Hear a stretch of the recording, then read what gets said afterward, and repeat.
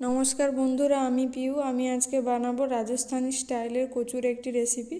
তো দেখে নিন কীভাবে আমি বানাচ্ছি। প্রথমে আমি কচুগুলোকে ভালো করে ধুয়ে প্রেসার কুকারে 3 থেকে 4টি সিটি মেরে নিয়েছি।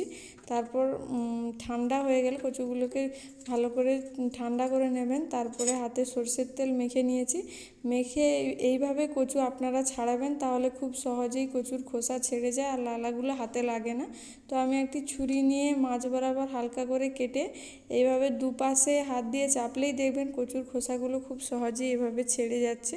তো এইভাবে ছাড়ালে হাতও চুলকাবে না, কোনো কিছু হবেও না। অনেকেই ভয় পায় হাত চুলকানোর, এই জন্য এইভাবে করতে পারেন। তো এইভাবে ভালো করে ছাড়িয়ে নেওয়ার পর আমি এতে নুন, হলুদ আর একটু সরষের তেল, শুকনো লঙ্কা এইভাবে ভালো করে মাখিয়ে নেব। ভালো করে এইভাবে মাখিয়ে নেবেন। চামচ দিয়ে বা হাত দিয়ে চাইলেও মাখাতে পারেন। ভালো করে মাখিয়ে নেবেন।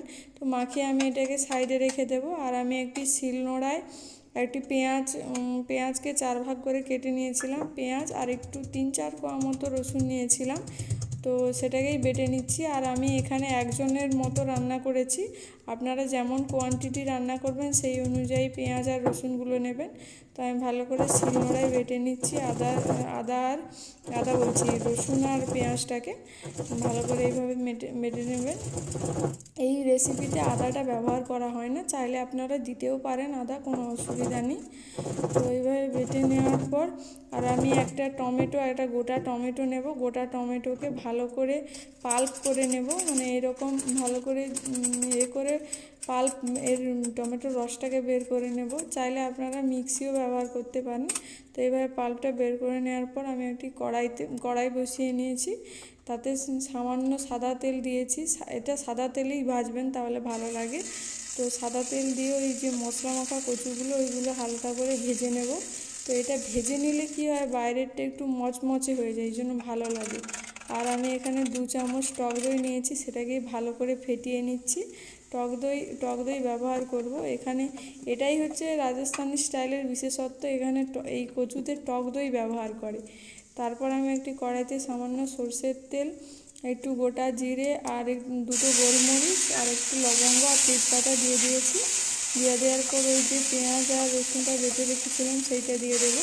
দেওয়ার পর ভালো করে একটু ভাজা হয়ে গেলে তারপর আমি টমেটোর পাল্পটা দিয়ে দেবো। টমেটোর পাল্পটা দেওয়ার পর ভালোভাবে যতক্ষণ না কাঁচা গন্ধটা চলে যায় ততক্ষণ ভালো করে মিশিয়ে নেব।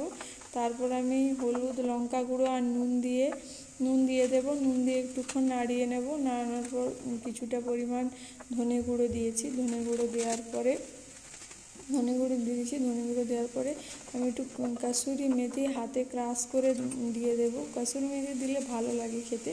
তারপরে আমি যে টক দইটা ফেটিয়ে রেখেছিলাম ওই টক দইটা দিয়ে দেবো। এই টক দইটা দেওয়ার সময় কিন্তু আপনার গ্যাসের ফ্লেমটাকে হাই রাখবেন, তাহলে টক দইটা ফেটে যাওয়ার সম্ভাবনা থাকে না। হাই ফ্লেমে টক দইটা দেওয়ার আগে একটু ফ্লেমটা হাই করে নেবেন। তারপর আমি টক দই দিয়ে ভালো করে মশলার সাথে মিশিয়ে নেব। মেশানোর পর সামান্য পরিমাণ জল দিয়ে দেব। জল দিয়ে ভালো করে ফুটে এলে তারপর আমি ওই যে ভেজে রাখা কচুগুলো সেগুলো দিয়ে দেব। কচুটা ভাজলে কি হয়, যখন আপনারা খাবেন তখন বাইরের ক্রাঞ্চি একটা ভাব থাকে, সেটা ভালো লাগে খেতে। তো এইভাবে ঢেকে আমি প্রায় 5-10 মিনিট রান্না করে নিয়েছিলাম। রান্না করে নেওয়ার পর ধনেপাতা দিয়ে গার্নিশ করে নেব।